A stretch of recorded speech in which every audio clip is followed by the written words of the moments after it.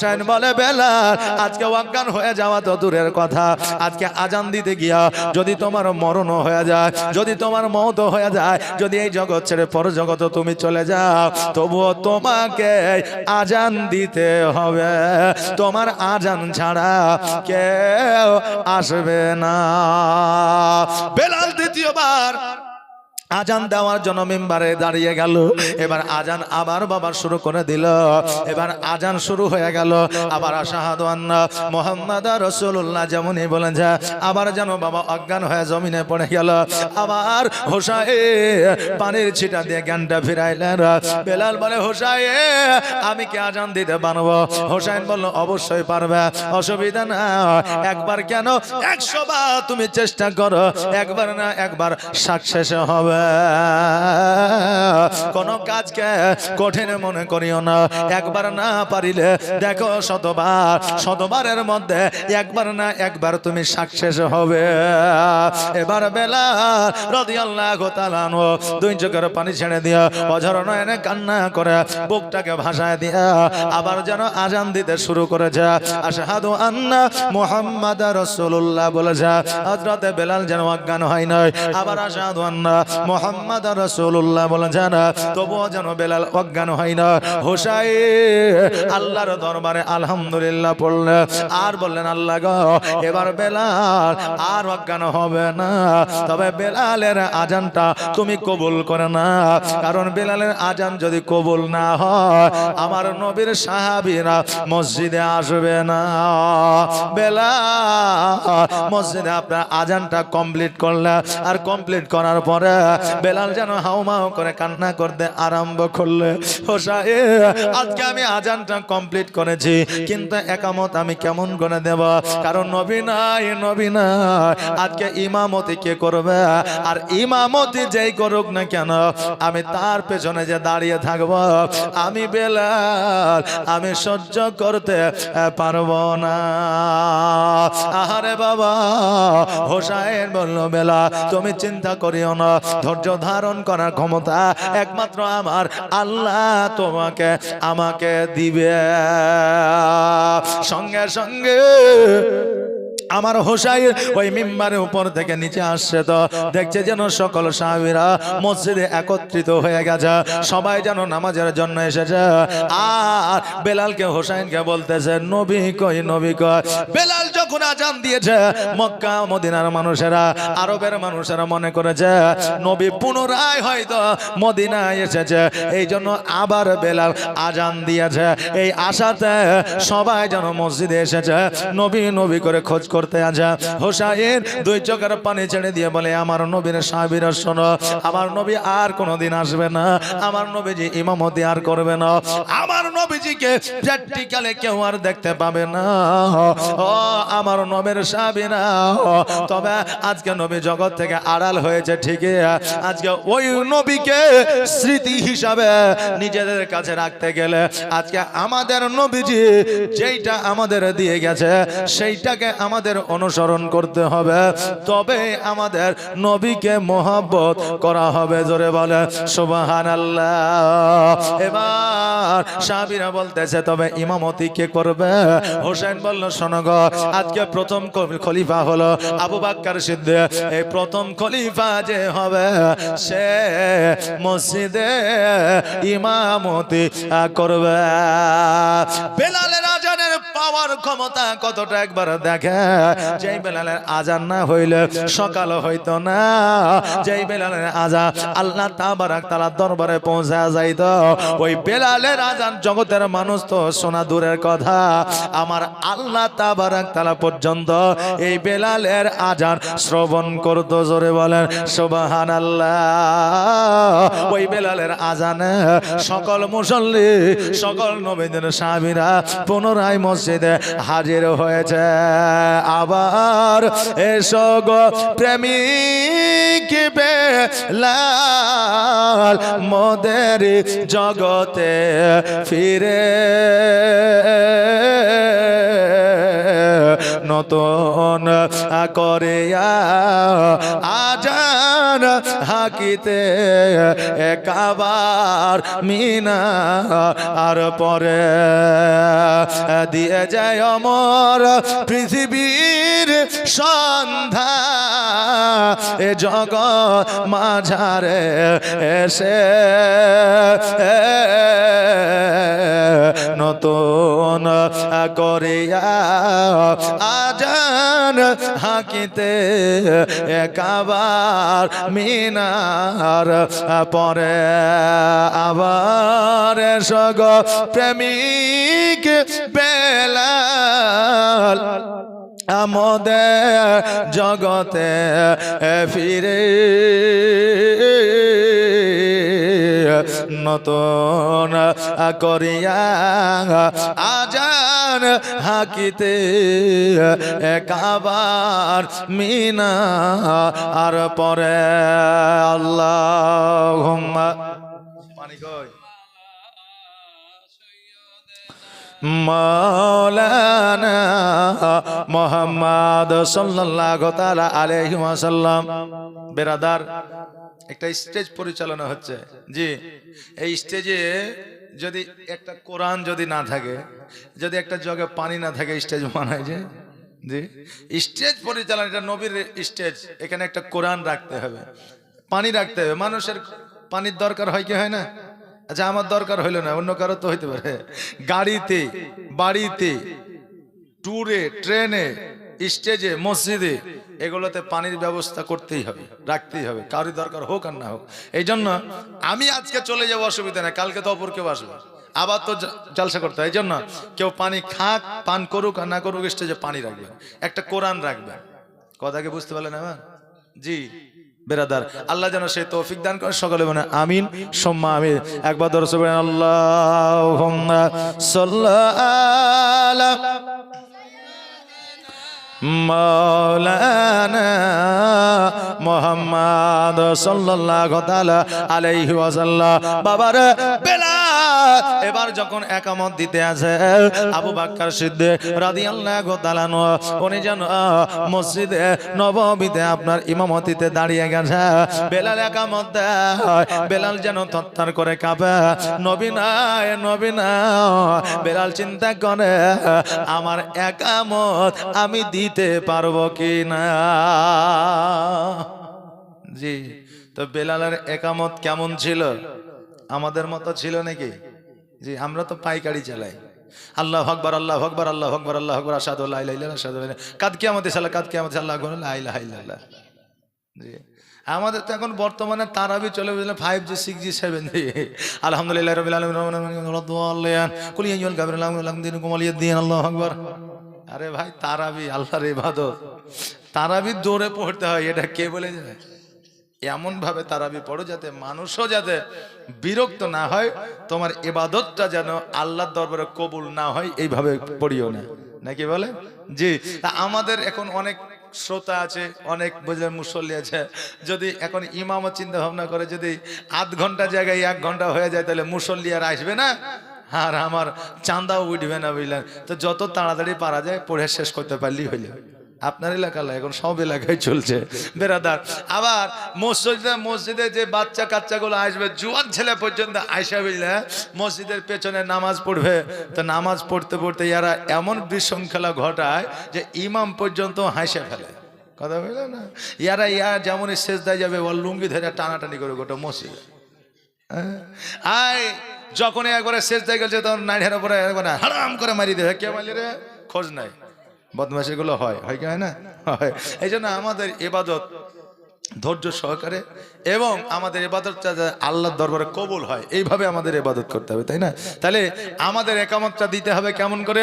আল্লাহু আকবার, আল্লাহু আকবার, আল্লাহু আকবার, আল্লাহু আকবার, আশহাদু আল্লা ইলাহা ইল্লাল্লাহ, আশহাদু আল্লা ইলাহা ইল্লাল্লাহ।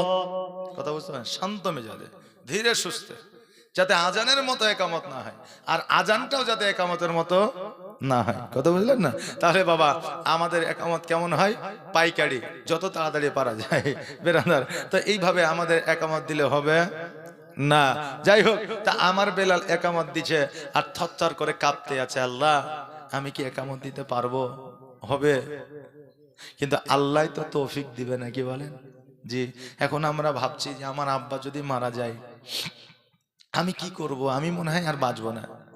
বা অনেক বাপ মনে করে যে আমার ছেলের যদি কিছু হয়ে যায় আমি বাঁচবো না, বলে কি বলে না? কিন্তু বেঁচে আছে তো, না নাই? আছে। অনেকের স্ত্রী চলে গেছে, সে তার স্ত্রীকে বলেছিল যে তুমি চলে গেলে আমার জীবন শূন্য, বলেছিল না বলেনি? আজকে স্বামী চলে গেছে, আজকে স্ত্রী বলেছিল তুমি চলে গেলে আমার জীবন বেকার, কিন্তু চলে গেছে, তার জীবন কি দাঁড়িয়ে আছে? আছে বাবা? নাই। আল্লাহ ক্ষমতা দেয়, আল্লাহ সহ্য ধৈর্য করার তৌফিক দেয়। আল্লাহ যদি না দেয়, মানুষ যে পরিমাণে মানুষকে ভালোবাসে, সেই ভালোবাসার মানুষটা যদি মারা যায় সেও বাঁচতে পারবে না, সঙ্গে সঙ্গে মারা যাবে। বুঝলেন না কথা? কিন্তু তাকে ক্ষমতা পাওয়ার আমার আল্লাহ দেয়, তার জন্য বেঁচে থাকে। জি। তো এই জন্য আল্লাহ শুকরিয়া আদায় করবে। আমরা তো ভাত খাওয়ার পরে হাত ধুয়ে নিলাম, দিয়ে বহুকে বলে কেমন কা তরকারি এনেছে, ঝাল হয়েছে, লবণ হয়েছে, কিন্তু খাওয়ার পরে একবার কে বলি আলহামদুলিল্লাহ? বলে? বলি না। খাওয়ার শুরুতেই তাড়াতাড়ি ভাত গেলে দিয়ে না, থালি কেমন করে ধুয়েছি রে, গ্লাসটা নিয়ে জগটা নিয়ে ধমধম খেতে লাগলা। বিসমিল্লাহ ওয়ালা বারকাতিল্লাহ বলার মতো সময় আমাদের নাই, নাকি বলে? জি। তা আমাদের বিসমিল্লাহি ওয়ালা বারকাতিল্লাহ বলতে হবে, খাবার শেষে আমাদের আলহামদুলিল্লাহ পড়তে হবে। জি বেরাদার, যদি আমরা এইভাবে চলতে পারি, আসলে আমাদের জীবনটাকে যদি ইসলামিক আইন কানুন নিয়মে নিয়ে চলে আসতে পারি, আমাদের সব জায়গাতে আমাদের আসান হয়ে যাবে। জোরে বলেন সুবহানাল্লাহ। এবার বাবাজি ভাইরা, আমার বেলাল রাদিয়াল্লাহু তাআলা আজান যেন আপনার একামত যেন দিয়ে দিলেন, আর আমার হযরতে আবু বকর সিদ্দিক রাদিয়াল্লাহু তাআলা আল্লাহু আকবার বলে নামাজ যেন আপনার শুরু করে দিলেন। আলহামদুলিল্লাহ রাব্বিল আলামিন আর রহমানির রহিম মালিক ইয়াউমিদ্দিন ইয়্যাকা না'বুদু ওয়া ইয়্যাকা নাস্তাঈন ইহদিনাস সিরাতাল মুস্তাকিম সিরাতাল লাযিনা আন'আমতা আলাইহিম গায়রিল মাগদুবি আলাইহিম ওয়ালাদ-দাল্লিন। আমিন। বাবারে, এইভাবে কোরআন তেলাওয়াত করতে যে সূরা পড়তে আছে, আর আবু বকর সিদ্দিক রাদিয়াল্লাহু তাআলা উনি যেন মাঝে মাঝে থেমে যাচ্ছে, সূরা পড়ছে মাঝে মধ্যে থেমে যাচ্ছে। সাহাবীরা ভাবছে কি ব্যাপার, আবু বকর কি সূরা ভুলে যাচ্ছে, এইভাবে দাঁড়িয়ে যাচ্ছে কেন? দেখবেন নতুন মানুষ জীবনে কোনদিন মাইক ধরেনি, ছড়া কবিতা আবৃত্তি করেনি, ওকে যদি হঠাৎ করে মাইক দিয়ে দেওয়া হয়, দেখবেন হয়তো অজ্ঞান হয়ে যাবে, নাহলে হাইলে ক্যাপে শেষ হয়ে যাবে, নাহলে ঘেমে যাবে, আর না হলে আড়িপে যাবে, ঠিকঠাক পড়তে পারবে না, নাকি বলেন? জি। আতা গাছে তোতা পাখি, ডালিম গাছে মৌ, হীরক দাদার মোর, মণিধন ঠাকুর দাদার বউ, এরকম ছড়া পড়েছিলাম না, পড়িনি আগে? কিন্তু এখন আর এটা নাই। মানুষ যেমন আপডেট হয়েছে, বাচ্চা যেমন আপডেট হয়েছে, তেমনি ছড়াও আপডেট হয়েছে। আগে বলেছে আতা গাছে তোতা পাখি, ডালিম গাছে মৌ, হীরক দাদার মোর, মণিধন ঠাকুর দাদার বউ, আর এখন ওইটা নেই, এখন বলছে আতা গাছে তোতা পাখি, ডালিম গাছে মৌ। আগে মারতো মায়ে, এখন মারে বউ। কথা বললেন না? জি। এখন এইরকম ছড়া উঠেছে বেরাদার, ছেলে যেমন আপডেট, ছড়াও আপডেট বেরাদার। তো হঠাৎ করে যদি তাকে বলতে দেওয়া হয়, বলতে পারবে না। তো ওই রকম আবু বকর থেমে থেমে যাচ্ছে, নামাজ কমপ্লিট। সাহাবীরা বলছে আবু বকর তুমি এত সুন্দর কোরআন তেলাওয়াত করো, এত সুন্দর তোমার ব্রেন, এত সুন্দর করে তুমি নামাজ পড়াও, আজকে তুমি সূরা পড়তে পড়তে থেমে যাচ্ছিলে কেন? তা আমার আবু বকর বলছে যে আমি একদিন ইমামতি করতেছিলাম, আর আমার নবীজি পেছনে এসে দাঁড়িয়েছিল। জোরে বলেন সুবহানাল্লাহ। তা আজকে আমি নামাজ পড়াইতেছিলাম, আর সূরা পড়তে পড়তে হঠাৎ যেন আমার মনে চলে আসছে নবী হয়তো এই চলে আসবে, এই হয়তো চলে আসবে, এই জন্য আমার সূরাটা থমকে থমকে যাচ্ছিল। জোরে বলেন সুবহানাল্লাহ। জি বেরাদার, অভ্যাস, মানুষের যেটা অভ্যাস হয়ে যায় দেখবেন ওটা অনেক সময় হয়ে যায়, হয় না? জি। তো আমার 4 জায়গা আছে, 4 দিন আগে অ্যাক্সিডেন্ট হয়ে যায়। তা আমার এই দেখেন হাত ধোয়ার জায়গা আছে বসে থাকলে, কিন্তু যে গাড়িটা নিয়ে এসছে এই গাড়িতে জায়গা নাই। তো বারবার বুঝলেন হাত দিতে যাচ্ছে, দেখছে নাই, তার মানে অভ্যাসে আছে তো। সুইচ টিপলাম, কাজ নামে গেল, জি। আর এতে ওই সিস্টেম নাই। তা আমি সুইচ টিপার জায়গায় ধরে বেড়াচ্ছি, কাজ নামাবো তো আমার ইউটিউবার বলছে যে কি খুঁজছেন, তখন মনে পড়ে না কিছু খুঁজেনি, আবার ঘুরিয়ে নামালাম। তো অভ্যাস মানুষের হয়ে গেলে ওটা অটোমেটিক তার স্মরণে তার ইয়াদে চলে আসবে, কথা বললেন না? তো এই দেখেন আবু বাক্কার মনে মনে ভাবছেন যে হয়তো নবীজি চলে আসছে, হয়তো আসলো মনে হয়, এই জন্য আমি থমকে থমকে দাঁড়িয়ে যাচ্ছিলাম। সাহাবীরা কান্না করতে লাগলো, আবু বাক্কার আজকে তুমি তোমার মনকে বুঝাতে পারছো না, তুমি প্রথম খলিফা, যে নবী আড়াল হয়ে গেছে আর আসবে না, তাহলে আমরা আমাদের মনকে কেমন করে সান্ত্বনা দিব? জোরে বলেন সুবহানাল্লাহ। আবু বাক্কার বলে, সাহাবীরা শোনো রে, আমার নবী মুস্তাফা সাল্লাল্লাহু তাআলা আলাইহি ওয়াসাল্লাম আমাকে যতটা ভালোবাসা মহব্বত দিয়েছে, আজকে নবী আড়াল হয়েছে ঠিক, কিন্তু আমি আবু বাক্কার আমার সাথে আমার কাছে যেন মনে হয় আমার নবী সর্বদা সর্বক্ষণ আছে। জোরে বলেন সুবহানাল্লাহ। বাবাজি ভাইরা, এবার বাবা নামাজ যেন চালু হয়ে গেল, আর নামাজ যেন বন্ধ হয় না, মসজিদে আজান যেন বন্ধ হয় না। হুসাইন হাসানকে ডাক দিয়ে বলে, ভাইরা আমরা যে চিন্তা ভাবনা নিয়েছিলাম ওই চিন্তা ভাবনা আমাদের সাকসেস হয়েছে। ইমাম হুসাইন রাদিয়াল্লাহু তাআলা আনহু দুই চোখের পানি ছেড়ে দিয়ে বলে, হাসান ভাই আজকে যদি আমার নবী থাকতো, আজকে আমার নবীজির কাছে যাইয়া যদি আমরা বলতে পারতাম আমার নবী কতই না খুশি হইতো। বাবাজি ভাইরা, এই বলে ইমাম হাসান ও হুসাইন বাড়িতে গেলে, যাওয়ার পরে ফাতেমা তো জোহরা রাদিয়াল্লাহু তাআলা আনহাকে বললে, ওগো মা আজকে আমরা এমন একটা কাজ করেছি মা গো, আজকে আমাদের কাজের দ্বারা আজকে তুমি খুশি হওয়া তো দূরের কথা, আমার নবী খুশি হয়ে যাবে, আমার আল্লাহ খুশি হয়ে যাবে। ফাতেমা বলল, কি এমন কাজ রে বাবা? বলে, কাজটা হলো যেই মসজিদে নামাজ বন্ধ হয়ে গেছিল, যেই মসজিদে রোজা বন্ধ হয়ে গেছিল, যেই মসজিদে আজান বন্ধ হয়ে গেছিল, ওই মসজিদে আজান নামাজ আমরা বেলালকে আজান দেওয়ার পরে মসজিদে চালু করা দিয়েছি। সঙ্গে সঙ্গে আমার ফাতেমা তো জোহরা রাদিয়াল্লাহু তাআলা আনহা দুই সন্তানকে বুকের মধ্যে জড়িয়ে ধরে নিয়ে বলে, বেটা আজকে এই জন্য তো আমার আল্লাহ তাবারাক তাআলা তোমাদের দুই যুবককে জান্নাতের সরদার বানাইবে। জোরে বলেন সুবহানাল্লাহ।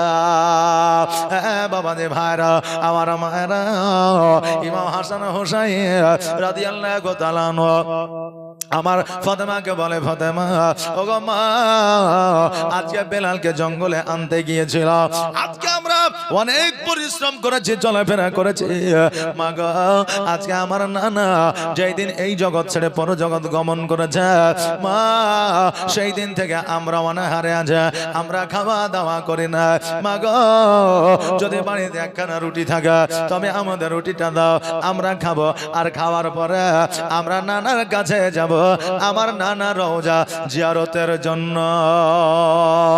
আমার ফাতেমা রাদিয়াল্লাহু তাআলা না বলতেছে, বেটারে আজকে আমাদের বাড়িতে খাবার নাই, তোমার আব্বা খাবার নিয়ে আসতে পারে না, কাজে কর্মে যায় না, কারণ তোমার নানা আমার আব্বা জানের শোকে সবাই পাগল হয়ে আছে, কাজ কি করবে, খাবার কি খাবে, কারো মনে না। হুসাইন রাদিয়াল্লাহু তাআলা উনি বললেন, মা গো যদি খাবার না থাকে তবে আমরা দুই ভাই রোজার নিয়াত করে নিলাম, আমরা রোজা করে নিলাম মা গো, আজকে খাবার যদি না থাকে মাগরিবের নামাজের পরে আমরা পানি পান করে ইফতার করে নিব, অনাহারেও থাকবো, আমাদের উপকার হবে, আল্লাহর দরবারে আমার রোজা কবুল হবে মা, আজকে থেকে আমরা রোজা করব। বাবারে প্রতিদিন সকালবেলা আপনার ইফতারের টাইমে ইফতার করে, সেহরির টাইমে সেহরি করে। কিন্তু বাবা ভাজা পোড়া চপ বেগনি পেঁয়াজি মুড়ি মাখা দিয়ে নয়, বাবারে রুটি দিয়ে নয়, পায়েসের খাবার ভাত মাংস দিয়ে নয়, পানি দিয়ে সেহরি করে আর পানি পান করে ইফতার করে। জোরে বলেন সুবহানাল্লাহ। আর বর্তমানে আমাদের কোনো খাবারের অভাব নাই, তবুও মোরা রোজা করি না। সারা দিন আমরা বিড়ি খায়, পান খায়, গুটকা খায়, খয়নি খায়, তখন আমাদের রোগ বালা হয় না। রমজান মাস যখন চলে আসে তখন বাবা আমাদের রোগের অভাব হয় না। রোজার মাসে বিকেল বেলা চায়ের দোকানে সবার সামনে চা চলছে। এখন মুরব্বী বলছে, হ্যাঁ রে কুদ্দোস, রমজান মাসে রোজাটা করতে হবে। কি বলবো চাচা, পেট লিয়ে লড়তে পারছি না, এত গ্যাস, ট্যাবলেট খেয়েও শুনে না। আরে তো চাটা খাচ্ছিস, চায়ে গ্যাস হয় না? এগুলো আসলে গ্যাসের বাহানা লয়, এগুলো হচ্ছে রোজা করবে না তার বাহানা। কথা বলেন না জি। অনেকে আছে সুগারের পেশেন্ট, ডাক্তারে বলেছে খিদেয় থাকা যাবে না, খিদে লাগলেই খাবার খাইতে হবে। যারা সুগারের পেশেন্ট তাদের অনেক জ্বালা আছে বাবা জি, তবুও তারা কষ্ট করে রোজা করে। আর যাদের কোনো রোগ নাই, সামান্য একটু গ্যাস, পেট জ্বলে, বুক জ্বলে, তাই তারা রোজা করতে পারে না। আবার অনেকে আছে রোজা করে না, আবার ইফতারের দাওয়াত হলে পৌঁছে যায় না। আছে বাস্তব, আপনার এলাকায় নাই হয়তো, অনেক জায়গায় আছে, পৌঁছে গেল। হ্যাঁ, একজন বলছেন সারা দিন রাস্তার ধারে বসে বিড়ি খেয়েছে, ইফতারের দাওয়াত দিয়েছে, ইফতারে পৌঁছে যায়। হ্যাঁ রে, তুই সারাদিন বিড়ি খালি, আমি দেখলাম রোজা করিস না, তুই ইফতারে পৌঁছে গেছিস, তার মানে? তো বলছে শোন, ও কথা বলিস না, রোজা করিনি এটাতে একটা গুনাহ করেছি, পাপ করেছি, তবে ইফতারের নেকিটা ছেড়ে আমি আর পাপ করতে পারবো না। মানে ইফতারে তো নেকি আছে, তবে যে ইফতারের নেকিটা আমি ছাড়তে পারবো না, সে রোজার নেকি আমি ধরতে পারিনি, সেটা আলাদা বিষয় বেরাদার। এইরকম মুরব্বী আমাদের অনেকে আছে বেরাদার, দেখবেন ফরজ নামাজ পড়ে না, অপরিহার্য যেটা আমাদের জন্য, ওটা নিয়ে আমাদের কোনো মাথা ব্যথা নাই জি, ওটা নিয়ে আমাদের কোনো মাথা ব্যথা নাই। কিন্তু যখন সাদ্দামকে ফাঁসি দেওয়া হয়েছিল না, যে সাদ্দামকে ফাঁসি দিবে, তখন আমাদের 100টা বাড়ির মধ্যে 99টা বাড়িতেই রোজা করেছিল না, করেনি? আমার মা বোনেরা বলতে পারবে, 100-র মধ্যে 99টা বাড়িতে রোজা করেছিল। আচ্ছা বলেন, আপনার নদীতে আপনি চাপবেন, তো নদীতে যদি চাপেন তাহলে নৌকার দরকার আছে। এখন নৌকা হইলেও পার হবে, আর কলার গাছের মার যদি হয় তাও পার হবেন নাকি? হওয়া যাবে না? হওয়া যাবে। কিন্তু নৌকায় গেলে আপনার কোনো টেনশন নাই, একটুকু ভিজবেন না। আর কলার মানে যদি পার হন, তা আপনার শরীর না ভিজলেও আপনার হাঁটু পর্যন্ত ভিজবে নাকি বলেন বেরাদার? তো আমাদের ওই নফল ইবাদত অতক্ষণ পর্যন্ত আল্লাহর দরবারে পৌঁছাবে না, আসমানের নিচে ঝুলে থাকবে, যতক্ষণ পর্যন্ত আমরা ফরজ আদায় না করব। জোরে বলেন সুবহানাল্লাহ। এই জন্য আমাদের ফরজের দরকার আছে, ফরজ ছাড়া নফলের কোনো গুরুত্ব নাই বাবজি ভাইরা। তাই আমরা নফল নিয়ে টানাটানি করব তখনই যখন আমরা ফরজ আদায় করব, নাকি বলেন? প্রত্যেকটা জিনিসের একটা কোটা আছে, 1 নম্বর 2 নম্বর 3 নম্বর একটা টেবিল আছে, বুঝলেন? তা আমি 1 নম্বর না যাই, যদি 7 নম্বরে যাই হবে, ঘুরিয়ে সেই আবার 1 নম্বরে পাঠাবে, তাই না বেরাদার? এই জন্য রমজান মাসে রোজা করবেন, নামাজ পড়বেন, তারাবি পড়বেন। জীবনটা আমাদের খুবই অল্প সময়ের জন্য। আল্লাহ বলেছেন খলিকল ইনসানু দাইফা, আল্লাহ বললেন যে তোমাদের আমি দুর্বল করে জমিনে পাঠিয়েছি। কাকে? ইনসানকে। যে কোনো মুহূর্তে আমি তাদের মওত দিতে পারি, আমি যে কোনো মুহূর্তে তাদেরকে নিয়ে নিতে পারি। এই জন্য সময়টা আর ব্যয় করিয়েন না, আজকে থেকে ইরাদা করেন, নিয়াত করেন, আগামী থেকে আমরা 5 ওয়াক্ত নামাজ পড়বো। বলেন ইনশাআল্লাহ। যে ইনশাআল্লাহ মিলব না, নামাজই তো পড়বো না, তো ইনশাআল্লাহ কি বলবো নাকি? হ্যাঁ, আওয়াজ দিয়ে বলেন ইনশাআল্লাহ। আল্লাহ যদি চাহে বেরাদার। একজন বললেন গরু কিনতে যাচ্ছে, পকেটে টাকা, মৌলভী সাহেবের সাথে দেখা, কোথায় যাবা? গরু কিনতে। তো ওকে বলছে গরু কিনে নিয়ে আসবে, তো বলছে হ্যাঁ হ্যাঁ নিশ্চয় পছন্দ হয়েছে, শনিবারের হাট, এত গরু পছন্দ হবে না? তো বলছে যে ওরকম করে বলতে হয় না, বলো যে হ্যাঁ ইনশাআল্লাহ কিনে নিয়ে আসবো। তো বলছে হ্যাঁ মৌলভী সাহেব, পকেটে টাকা, আমি দালাল, আমি চিনি গরু, পছন্দ হলে চলে আসবে, ইনশাআল্লাহ বলার কি দরকার আছে? চলে গেছে, হাটে যায় পকেটের মেরে নিয়ে আসে। বুঝলেন? এবার গরু চয়েস করে নিয়েছে, 1 ঘন্টা 2 ঘন্টা ধরে টানাটানি হিচড়ে হিচড়ি করে কম 50 টাকা কম বেশি। এবার যখন গরুওয়ালা মাইনে নিয়েছে, ঠিক আছে টাকা দাও, পকেটে হাত ভরছে তো একবারে উপর থেকে নিচ পর্যন্ত চলে গেছে, মানে মাইনে নিয়েছে, বুঝলেন না? এবার ও বলছে যে ভাই পকেট তো আমার মারি নিয়েছে, টাকা নাই। অমনি বুঝলেন গরুর মালিক 2-4 চর ঘুষি মুষি মুখে মারিয়ে দিয়েছে, তুই 2 ঘন্টা ধরে আমাকে বকাছিস আর এখন বলছিস টাকা নাই, তুই আমার সাথে পাইতারামো করতে হেজে নেগে দে, বুঝলেন? ও এবার বাড়ি চলেছে। এবার চর ঘুষি মারলে লাখ মুখ তো একটু ফুলতে থাকবেই, মনটা তো একটু খারাপ হবে। মৌলভী সাহেবের সাথে আবার দেখা, বলছে কি ব্যাপার ভাই, মনটা খারাপ, গরু কিনতে গেলেন গরু নাই, কি ব্যাপার? তো বলছে টাকা আমার হারিয়ে গেছে ইনশাল্লাহ। মানে এখন বলছে ইনশাল্লাহ, যখন ওর কাজ হবে না, বুঝলেন না? তো বলছে টাকা কি করে হারালো? বলছে কখন হারালছে বুঝতে পারেনি ইনশাল্লাহ। তো বলছে আপনার মুখ চোখ ফুলে গেলে, বলছে খুব মারিয়াছে ইনশাল্লাহ। তো এখন ইনশাল্লাহ বলে কাজ হবে না, যখন ইনশাল্লাহ বলে কাজ হবে তখন ইনশাল্লাহ বলতে হবে। তো সময়টা তো আমাদের এখন, এখন ইনশাল্লাহ বললাম না, 60 বছর পার হোক তখন মসজিদে যাব নামাজ পড়তে। এখন 60 বছর পরে আল্লাহ বলছে তুই মসজিদে তো যাওয়া দূরের কথা, ওই মসজিদের দরওয়াজাও তুই দেখতে পাবি না, তোকে আমি প্যারালাইসিস দিয়ে দেবো। কথা বলছেন? এই জন্য সময় থাকতে মসজিদে যান। বলেন আল্লাহ যদি হেদায়েত করে মসজিদে যাব ইনশাআল্লাহ। আওয়াজ দিয়ে বলেন ইনশাআল্লাহ।